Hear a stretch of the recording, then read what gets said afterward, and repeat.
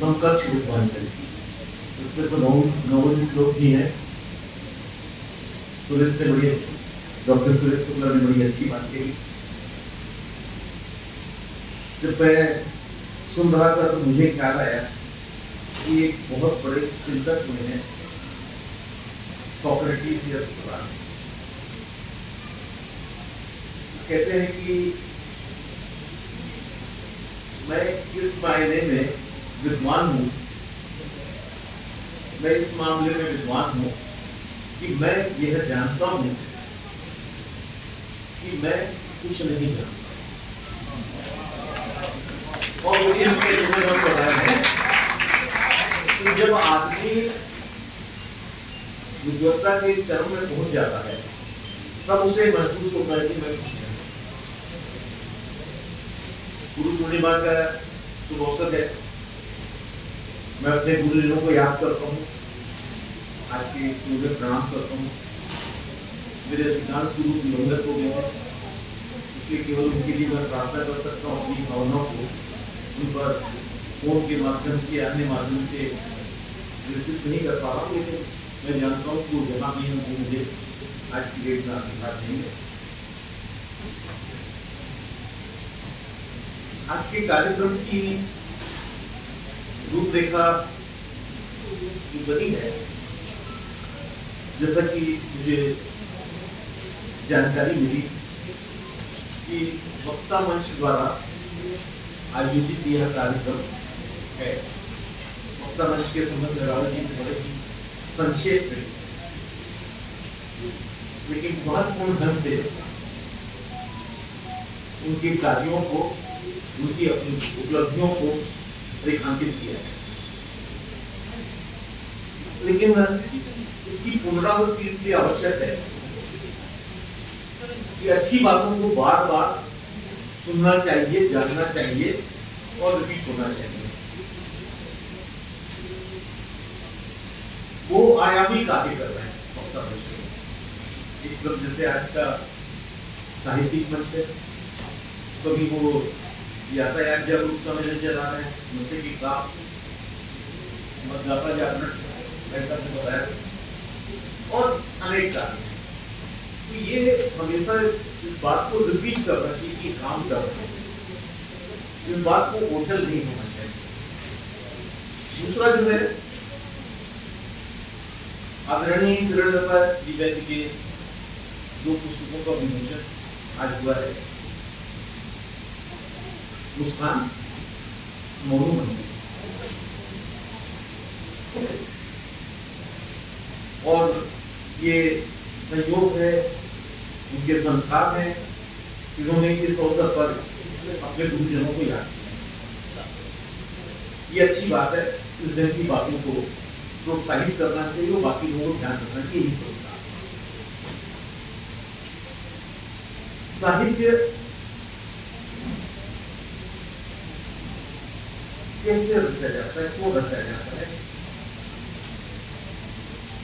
इसका संबंध स्मृति से, मेमोरी से,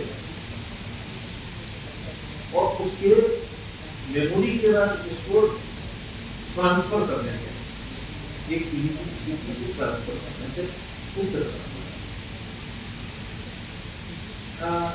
जहां तक मनुष्य है, मनुष्य के बारे में कहा जाता है कि बहुत ही प्राणी जगत में श्रेष्ठ सृजन है। बहुत सारे मामलों में मनुष्य बड़ा कमजोर है। हाथी के बराबर बलवान नहीं है, जो लायन है या टाइगर है उसके समान उसकी क्षमता नहीं है। मधुमक्खियों और चींटियों के समान एकता भी नहीं है, और कुत्तों के समान सूंघने की क्षमता भी नहीं है। और भी कई प्राणियों से बात की जा सकती है, लेकिन इसके बाद भी मनुष्य क्यों श्रेष्ठ है? स्मृतियां भी अन्य प्राणियों में हैं, और वो स्मृतियां जो है मनुष्य के साथ ज्यादा रहती है, क्योंकि स्मृति अगर नहीं है तो आपकी भाषा नहीं है। स्मृतियों को ही आप जब शब्दों में करते हैं तो वो भाषा नहीं है, तो आपका साहित्य नहीं है। और साहित्य नहीं है तो आपकी संस्कृति नहीं है। तो इस प्रकार से मनुष्य का अपनी स्मृति को रखना, जो कुछ घटित हो चुका है उसे स्मरण करना, उसको रेखांकित करना, उसको प्रिजर्व करना सब जरूरी। मैंने प्रोफेसर कुत्ते के बारे में कहा कि कुत्ता बड़ा होशियार होता है। एक कहानी है, एक छोटी कहानी।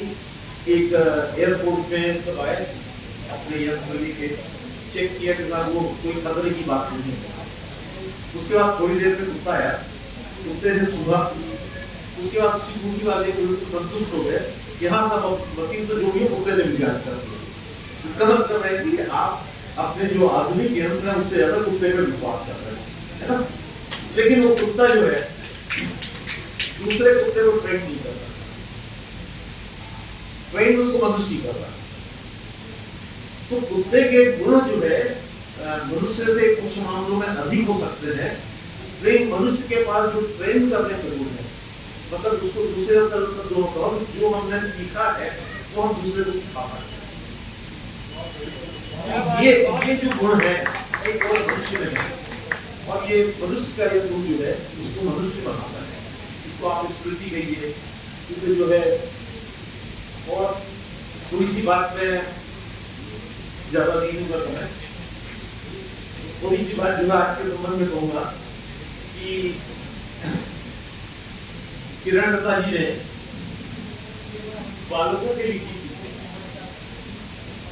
गीत जो है इसको बाकी साधारण हम काव्य कह सकते हैं, कविता कह सकते हैं। जो गेय होता है, जिसको गाया जा सकता है, वो गीत है।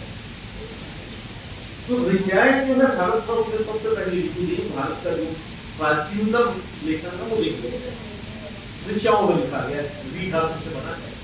ऐसा ज्ञान जो ऋचाओं में सब, लेकिन उस ऋचाओं को भी जब परिष्कृत करने का प्रश्न आया, उसे लोक लुभावन बनाने का प्रश्न आया, या उसे जो है सांस्कृतिक दृष्टि से या धार्मिक दृष्टि से, आध्यात्मिक दृष्टि से संरक्षित करने का जब प्रयास किया गया, उस समय आता सामवेद। सामवेद जो है ऋग्वेदिक ऋचाओं के गायन की पद्धति, 40 मंत्रों को छोड़ दीजिए तो सारे मंत्र जो है ऋग्वेद से ही शुरू करते हैं, मतलब ये कह सकते हैं। लेकिन उसमें अंदर यही सामवेद को गेय है जो गाया जा सकता है। तो अभी जो किरण दत्ता जी ने एक बात कही, मैं पढ़ नहीं पाया तो जो थोड़ा सा समझा, उसमें उन्होंने कहा था कि गेय है, गाए जा सकते हैं। गाया जाना जो है बड़ा इंपॉर्टेंट होता है। गद्य में रचनाएं जो है उसको आप वर्बेटम उसी प्रकार उसी शब्दों में रिपीट करना बहुत कठिन काम है। फिल्म के का दो डायलॉग आप रिपीट कर लेंगे, लेकिन बहुत लंबी चीज होगी। लेकिन यहाँ पर गीत है, पूरा गीत जो है उसे बड़े लंबे लंबे गीतों को लोग गा के बताते हैं। तो गाना जो है वो जो हमारे पास लिखने की व्यवस्था नहीं थी, उस समय काव्य हमें जो है हमारी स्मृति, जो मैंने पहले कहा, स्मृति को बनाए रखने में काव्य का बड़ा, और उस काव्य में जो गेय काव्य है वो अधिक महत्वपूर्ण हो जाता है। बड़ी पलट के देखा मैंने दोनों कृतियों को। एक बात मेरे मन में ये कहूँ मैं बहुत संकोच हो रहा है कि नहीं, एक हिस्से में संकोच नहीं, दूसरे हिस्से में हो रहा है। पहला हिस्सा जो है, जो आपके बारे में तो कोई संकोच नहीं है कि आपने जो चुना है विषय, प्रकृति है, इसमें लोक नायक है, ज्ञान की बातें हैं, बाल मनोविज्ञान है, और शायद उसमें बालक बुद्धि भी है, जिसकी आजकल बड़ी चर्चा है ना। इसमें आगे और कुछ नहीं करूंगा, सब सुनिए ध्यान से। ऐसा कहा जाता है कि एक बालक जो है, छोटा बालक जो है, जिसमें कम से कम 150 बार मुस्कुराता है, 150-200 संख्या समझ जाइए, लेकिन एक बड़ी मात्रा में मुस्कुराता है। हम और आप कितने बार मुस्कुराते हैं? वो भी सामने वाला बोलता है मुस्कुराइए, हाँ स्माइल। तो बालक बुद्धि, बालक बुद्धि के मन में, बालक के मन में जब द्वेष होगा, जब शत्रुता होगी, न प्रतिस्पर्धा होगा, और क्या कहा जाता है कि जब आप कितने बोले हैं बच्चों को मानते हैं, भोलापन का परिचय, निष्कपट होने का परिचय है, पवित्र होने का परिचय है। तो मैं ये कहूंगा कि अगर बालक बुद्धि किसी की है तो खराब नहीं है, कम से कम व्यंग के लायक तो कम से कम नहीं। हाँ, जितना इंटेलिजेंस की बात हम लोग बड़े होकर करते हैं शायद वो ना हो, लेकिन सरलता, निश्चलता, पवित्रता जो दिखाई पड़ती है वो बालकों में है।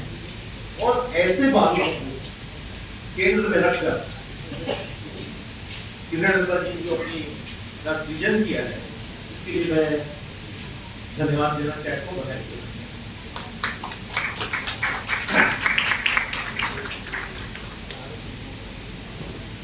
वक्ता मंच ने मुझे आमंत्रित किया। मैं समझ रहा हूँ कि कार्यक्रम बहुत बड़ा लंबा है और बिना तैयारी के बोलना बड़ा कठिन काम होता है। मैं सुनील जी का आभारी हूँ, उनकी वजह से और विवेक देवरा जी और जी की वजह से मेरा यहाँ आप लोगों को पूरी बुरी में दर्शन करने का सौभाग्य प्राप्त हुआ। सभी